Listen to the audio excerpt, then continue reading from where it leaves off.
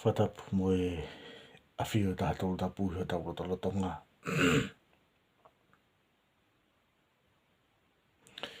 Whatapu atu ki he hou eki. Pe mo i kau takilotu he pāengani. Whatapu atu pe mo e ngai fofonga i tamai. Ngai fofonga i whae. Whapapalahi. Ia ki motol whangato whawhine. Mo ki whangatoko ua.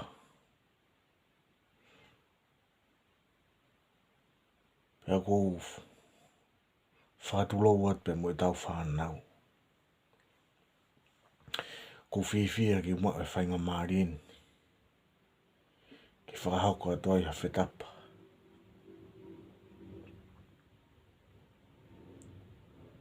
Pea koe kaweinga te u whetapa ai.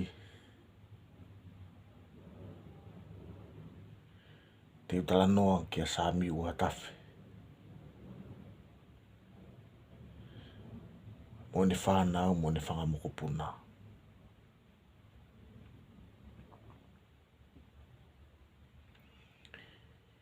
Ko ta whaaki kio no Sami ua tafe. Ki hene tupuanga. He kai ki ulawe au ki ai. Te utala noa pe au ia ki he.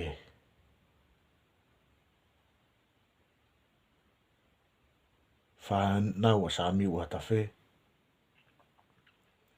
Ia taimina e mari mai ai a Sami ua tafe ki kolonga. Te utok tala noa uia ha polo kalamake. Ke tupuanga Sami ua tafe. He ko historia maari e ia. Ai no whataha be u whetapa i he ahoni. Ke whanau pe mo whangamokopuna o Sami ua tafe. Whamone more be ko kore be ke ungau e ka ngairea mahino. Wa ngairea ngā maheni be. Pe mo kātak whamone more whangatu whawhin. Whangatu kou. Pe mo kumotoru ko toa be mo mea mai. Ie pāengani.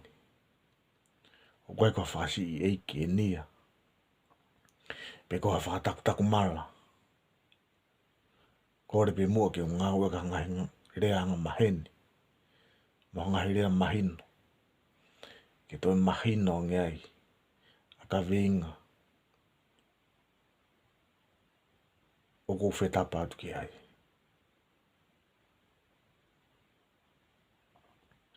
Kai ki toi wharoro te upuke wā i wā mo wā i taimi koni. Ki whahoka e ku whetapa.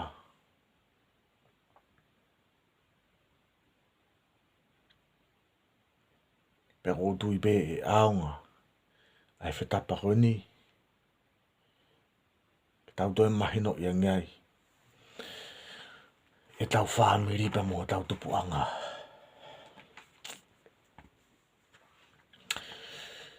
Ko Sami ua tafe. Nai mari pa mo whiwhini ko hea. Ko hea. Ko ne tangata eiki. Ko tangata ko pā kofi. Ko pā kofi. Ko whoha ia. O nuku sosa ia. Ono toi whakarea ke mahino ange. Sami ua tafe. Nai mari pa mo hea. Ko hea. Ko moko puna ia. O nuku sosa ia. Aia ko nuku sosa ia. Ha ana. A pā kofi. Pea ko pā kofi. Ha ana. A hea. Maria Sami ua tafe pa mo hea. Mau ena whanau to ko ua. Ko lahi taha ko lolo hea. Pa ko isi ko vai o kiu. Nai mari rewa lolo hea pa mo sione hala api aitu. O mao ai a whanau koni. ko se asimutu, ko tualau, ko aitu, ko pākofi, ko kailahi, ko sione haviri, ko tani waanga, ko fou.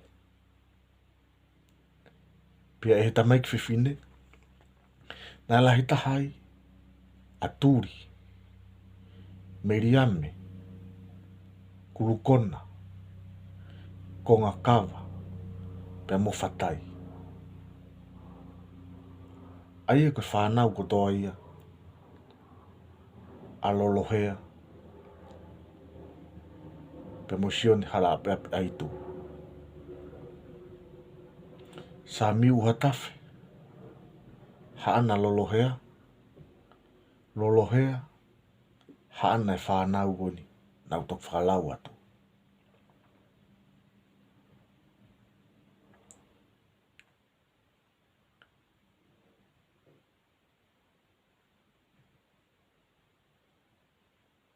Sa miu hatafe, pia mo hehea, ko ena si taha ko vai o kiu.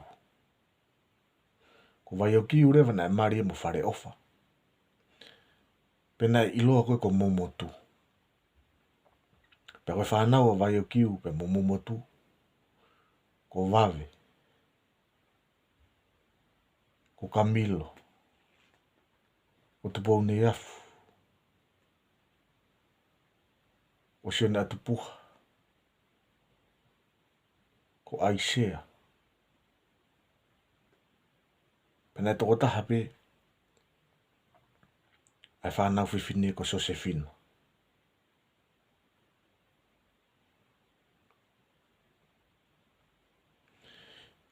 Ko whama opo opo o e whamiri o sa miu uhatafi pa mo hehea. Na e toko ua e whanau a sa miu uhatafi pa mo hehea. Ko lolohea. Pena e maria lolohea ka sione hala pepe aitu. Ma oe sa smutu, tualau aitu, pākofi, kailahi, sione haviri, tani huaanga, fou, i tamaik tangata. Paka tamaik whiwhine na lahi tahai aturi, Meriame, Kurukona, Konga Kawa, pe mo whatai. Ai koe whanau ko toa koe ni, nau tok whakalau atu, koe whanga moko puna ia, a sa mi uhatafi pe mo hehea. Ko si taha rewa sa mi uhatafi pe mo hehea ko vai o kiu. Na e maria vai o kiu pe mo whare ofa, na iloa ko momotu. O mawai a vave, ko tuitu, kamilo, tupou ni afu, siona atupuha, aisea. Pena e toko taha pe, ina ta ahine ko Josefino. Ai koe whanau ko ni, a vai o kiu pe mo whare ofa, pe ko momotu. Whanga moko puna ki nā tōru, o sa mi uhatafi pe mo hehea.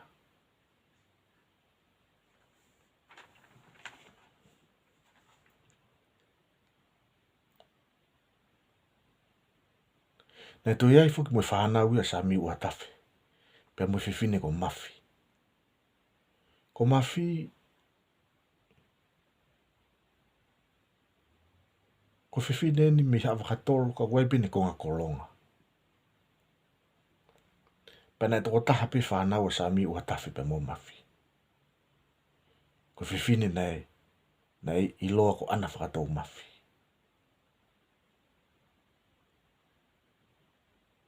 Ko ana whakatou mafi, nei maari e pe mo tangata ko tala noa. Ko tala noa ko hono toko ua, a sione hala a pepi aitu. Aia na e maari pe mo lolohea. Mo e whiwhine lahi, o sa mi po mo hehea ko lolohea.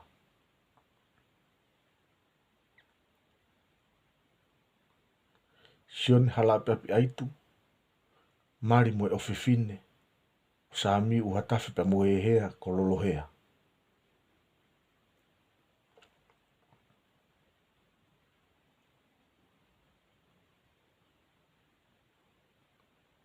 Koe whanau o Sami uhatafi pe mo mafi ko ana whakatou mafi. Toi mari ana whakatou mafi pe mo toko ua. O sion hala api aitu ko tala noa.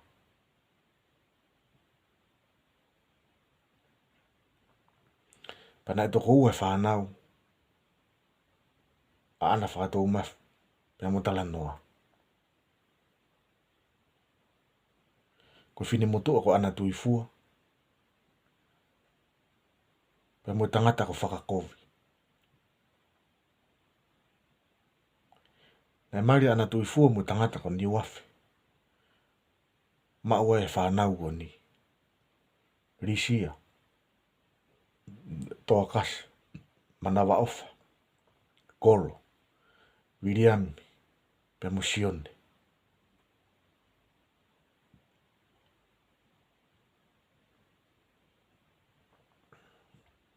Ko whakakovi rewa. Na e ni ki whanau mo whini motua ko mere esi. Pa koe whanau whakakovi pe mo mere esi. Ko tangata ko Simeone. Whakatokanga iange nei toi ia e whanau a mere esi pe mo tani hua anga. Ko ki whini motua ko Ilaise. Kaike. Ko whamaa opo opo. O whanau o Sami uhatafi pe mo mafi. Nei toko taha pe na whanau ko ana whakatou mafi. Mari ana whakatou mafi pe mo tala noa. Ma ua ia ana tuifua pe mo whakakovi. Mari rewa ana tuifua mo ni wafi ma ua e whanau na ukosi whakalau atu. Whakakovi rewa na ea ni ki whanau pe mo whini motua ko mere esi. Ko tangata ko Simeone. Pe toi ia ki whanau a mere esi mo tani hua anga. Tani hua anga fuko mo ko puna ia. O Sami uhatafi. Pa koe whanau a mere esi pe mo tani hua anga ko Ilaise. Ko tala noa maari e ki ana whatou mafi na i pehe ko whiwhine poto ni. Na kau ana whatou mafi kau tapa whaa moritoni. Pa koe whiwhine poto moni. A whiwhine koni.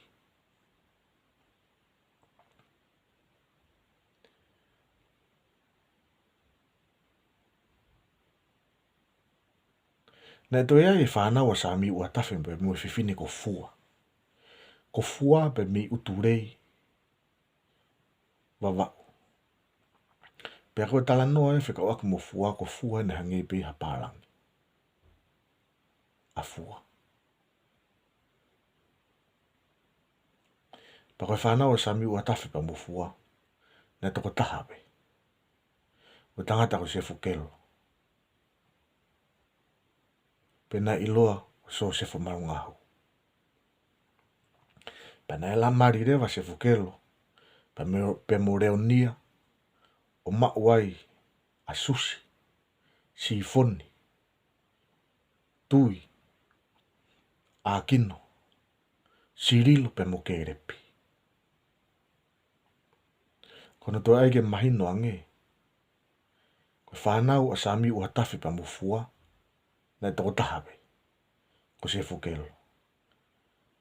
Na mari Sefu Kelo pe mo reonia. O mauai a susi, sifoni, tui, a kino, sirilo pe mo kerepi. Na to ia i mo whanau o Sami uhatafi. Pe mo whiwhine ko tupou. Ko tupou na e tupu ia. Pe mihe kau tangata ko ni toko tolu. Ko petelo, firino, pe mo masifilo. Pe koe hohoko ko ia, na ko stala no au ki he hoko ko ia. Kaike, whanau o Sami uhatafi pe mo tupou, ko Filipo. Le marirewa Filipo, pe monau, mauaia Paulo, Lucia, o Aterea, ko Fereti, ko Hehea, ko Kerela, ko Reisina, pe mo Tereisia.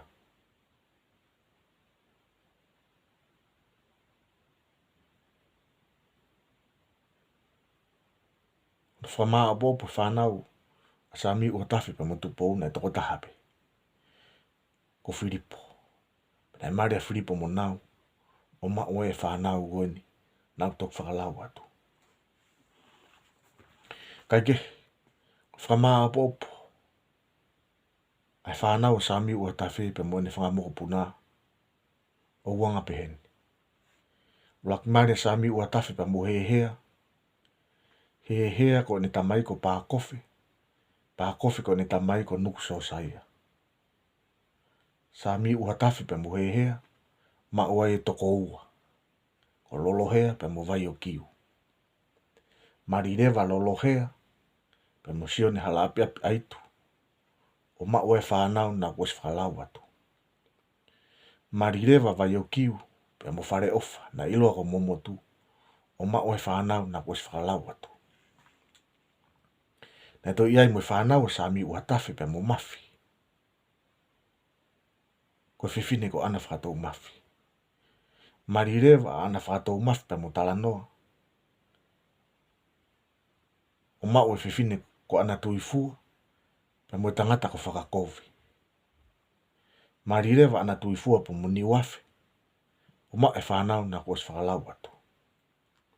Ko whakakovi rewa na iai ne ki whanau mo mereesi. Aia na kues whakalau atu. Na to iai fok pe mo e whanau o sami ua tafi pe mo fua, pe me uturei vavau. Ko fua hange ko whakalau ki mua, na hange pe hapahalangi. Whanau o sami ua tafi pe mo fua, o tangata ko sefo kelo. Pe na iloa ko sefo marungahu. Marirewa sefo marungahu, pe mo reonia, o ma ua e whanau na kues whakalau atu. Pana to iai e whanau o sami ua tafi, pe mo tupou,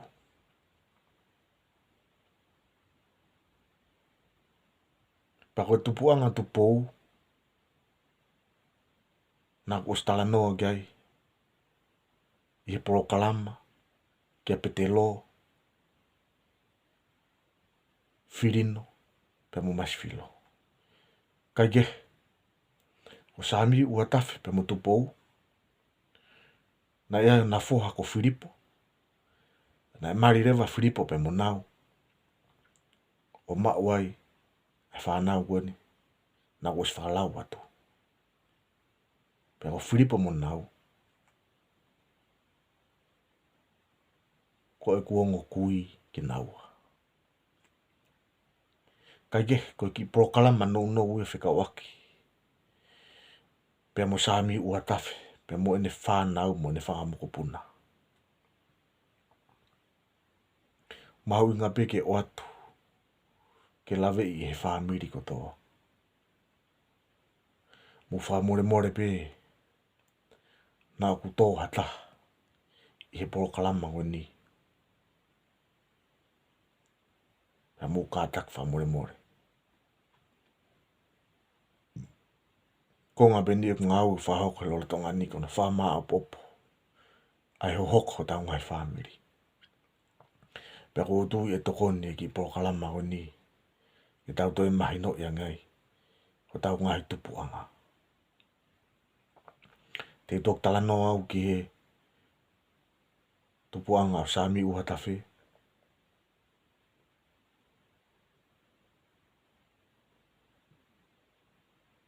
Ia Porokalama. E ko tala noa maari e ia, whika wakpe mo sami uha tawhi. O ko ofa atu ki whamiri ko toa heo pe. Ki Amerika. Ki Australia. Ki New Zealand. Ki Urope. Ki Asia. Mua tapa pe he kolope. ofa la hea tua te kumuto i whamiri ko toka pe.